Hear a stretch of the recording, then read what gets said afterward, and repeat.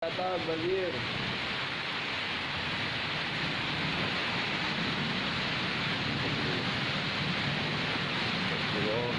Akibat hujan yang deras mengguyur wilayah Cianjur, Jawa Barat pada sore tadi, banjir bandang luapan Sungai Cibala merendam 5 desa di Kecamatan Sukanegara, Kabupaten Cianjur, Jawa Barat. Akibat banjir, ratusan rumah terendam air dengan ketinggian 1 meter.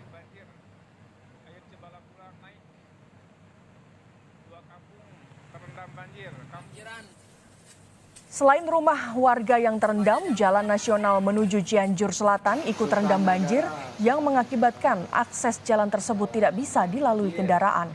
Hingga kini petugas dari BPBD masih melakukan pendataan rumah yang rusak akibat banjir bandang tersebut. Belakang kantor KCP dari Sukanegara, sungai dan